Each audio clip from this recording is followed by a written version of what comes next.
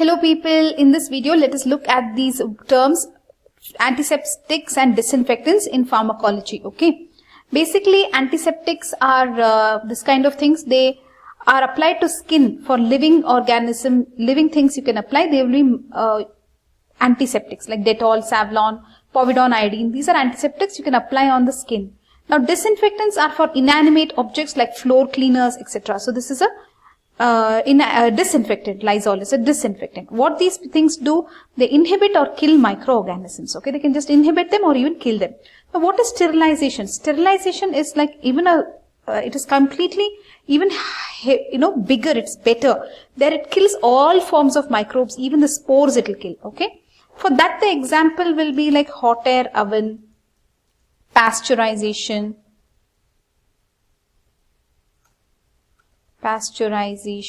autoclaving.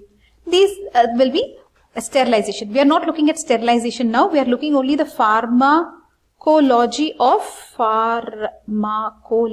the antiseptics and disinfectants only. Okay.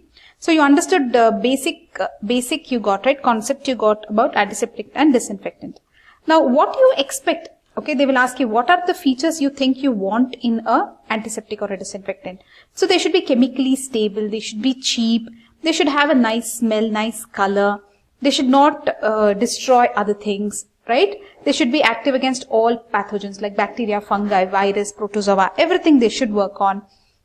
Then in small time if they work, then it should, in small time itself they should work, like even hand washes, right?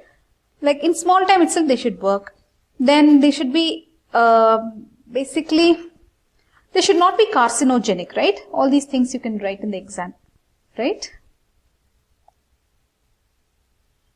Then, let us look at the examples for these, right guys? Let us look at the examples for this.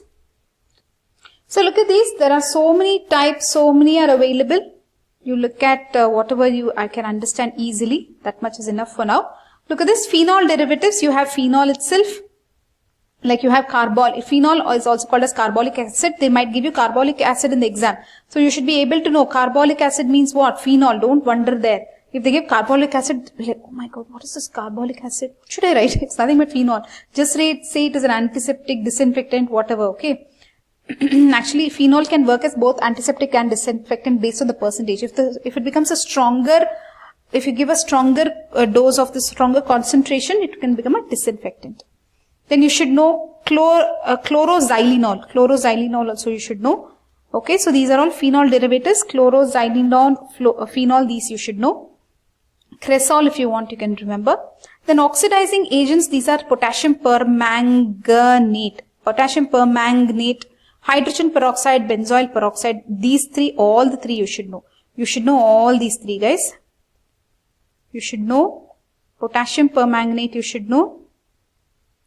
You should know hydrogen peroxide, you should know benzoyl peroxide. These are oxidizing agents. Tell the names now. Let's see. Oxidizing agents. Write them. Oxidizing agents are potassium permanganate, hydrogen peroxide and benzoyl peroxide. All these three you should know. They will ask in the exam. They will ask in the exam oxidizing agents. That time you will say potassium permanganate, hydrogen peroxide and benzoyl peroxide. Okay, don't forget. Then halogens you will say iodine, chlorine, all this. In iodine you will get that povidone iodine, that is betadine. You saw it just now, right? In this photo. Povidone iodine. This one, guys, are you able to see? Povidone iodine. So this is betadine. So it is called as betadine also very commonly. So halogens you have iodine, chlorine, etc. Biguanide you have chlorhexidine. Biguanide you have chlorhexidine. This also you should do. Chlorhexidine have you seen somewhere else? Nothing, guys, just remember chlorhexidine means antiseptic, that's all. Don't worry much. Chlorhexidine in dentistry they will use a lot.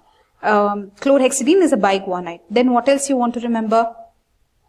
Easy you can remember soap. Soaps of sodium and potassium, that also you can write in the exam.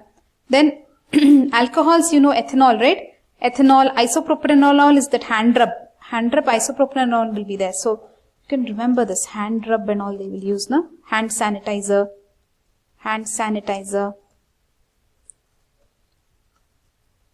So hand sanitizer. So that will be all these alcohols, ethanol, isopropanol, etc. Then aldehydes, you have formaldehyde, glutaraldehyde.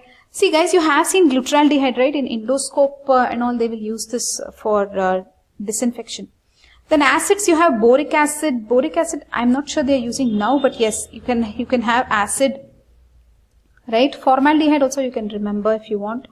Then coming to metallic salts, silver. Silver itself is a disinfectant or whatever, silver nitrate, etc.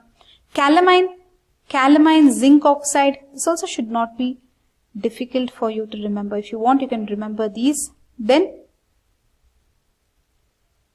enough. Nitrofurazone, if you want, you can remember. Furan derivative. So anyways, these many, if you want, you can remember. So mainly you have to remember phenol, carbolic acid, oxidizing agents, potassium permanganate, hydrogen peroxide, benzoyl peroxide. These you have to know because they have focused on these in the exam. Then iodine, chlorine, soaps, then ethanol, isopropanol, formaldehyde, glutaraldehyde, boric acid, silver nitrate, calamine, zinc oxide, nitrofurazone, all these. Okay, that's all. Phenol, right? It is just know about phenol. It is earliest antiseptic. It's one of the earliest used antiseptic. It is weak. Okay. So it can be used as antiseptic and as disinfectant based on the concentration. At high concentrations, you can use it as disinfectant. So don't use it on the skin in high concentration. Okay. Then what else you know about it? Now it is not used much. Okay. It's actually a little cheap also. It acts by disrupting bacterial membranes and denaturing bacterial proteins. That's how it acts. How does phenol act? By disrupting bacterial membranes and denaturing bacterial proteins. Coming to oxidizing agents, you have potassium permanganate, and you have hydrogen peroxide, H2O2. Then also you can use it, benzoyl peroxide. Benzoyl peroxide. Is the spelling correct? Benzoyl peroxide. Okay, now potassium permanganate, where and all you use. It is purple, you know, no? Potassium permanganate is purple. Give me purple. Yes, it's purple. It is highly water soluble. It liberates oxygen, right? It is oxidizing agent. It will liberate oxygen. It has germicidal capacity because it liberates oxygen, right? And you can use it for gargling, douching, irrigating cavities, urethra, wounds. Its action is rather slow. Okay. In high concentration, it can cause burns and also it is not used much. Okay. So it is used to disinfect wells. Disinfect wells. Stomach wash. Okay. It promotes rusting. See, disinfect wells, actually you have seen in stomach wash, now many times they have mentioned gastric lavage, right? Gastric lavage you can use, but you should not use if there is, you can use in alkaloidal poisoning except atropine and cocaine which are not efficiently oxidized. Alkaloidal poison, okay. Then what else guys? It is liberating oxygen. It liberates oxygen, so it is germicidal. Okay. It was earlier used like for gargling, douching, irrigating cavities, urethra, etc. Anyways, now they are not using much. Hold on. So just write this anyways. Gargling, douching, irrigating cavities. Then urethra you can irrigate, wounds also you can irrigate, but not used now. Not used much now. Okay. So just remember this much. Potassium permanganate, disinfect well, stomach wash and gastric lavage, liberates oxygen, so it is germicidal. Okay. Then moving on, hydrogen peroxide guys. Hydrogen peroxide, it liberates nascent oxygen. What does it do? It liberates nascent oxygen. How do you write nascent oxygen? Like this, right? It liberates nascent oxygen. N-A-C-E-N-T? Yes. So it oxidizes necrotic matter and bacteria. Okay. It produces so much oxygen, right? So all the catalase present in tissues speed decomposition, result in foaming. Okay, there is going to be foaming. Have you applied H2O2 anytime on your skin? Just one drop and try. Bubble, white color, foaming. That is what comes. So it is actually pore penetrable. Pore penetrating it is, and it is actually, if you keep it open now, it will lose its capacity. So it is not used much, but there are people who use it to know actually when swelling is there, to know where the weak point of the swelling is. To see that foaming, na, they use that. Pore penetrating, loses potency on keeping open. Okay. Now coming to benzoyl peroxide. Now we are moving to benzoyl peroxide, guys. What is this benzoyl peroxide? It is effective against acne.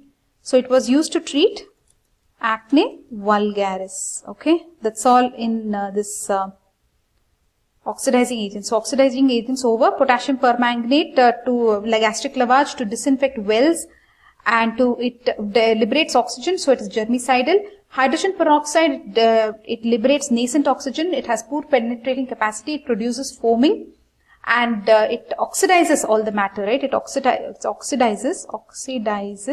So definitely. Then it has pore penetrating property. It loses potency on keeping open. Okay. Benzoyl peroxide is used to treat acne vulgaris. That's all. So now we are done with the main topics in this chapter actually. Antiseptic, disinfectant, classification we saw. Phenol they have asked in the exam. They have asked oxidizing agents in the exam. The rest of this, if they ask classification, you can write. Okay. Okay, we will meet you in the next video. Bye for now. Bye. Guys, just one more word here. This Dettol is actually chloroxylenol. Okay. Dettol is chloroxylenol. Pay attention here. Dettol is nothing but chloroxylenol. If you wonder what Dettol contains, it's chloroxylenol, and Savlon contains chlorhexidine. That is a biguanide. Okay. So just don't wonder. Sometimes we'll be using something we won't know what the content is, right? So Dettol is chloroxylenol and Savlon is chlorhexidine. Okay. Bye.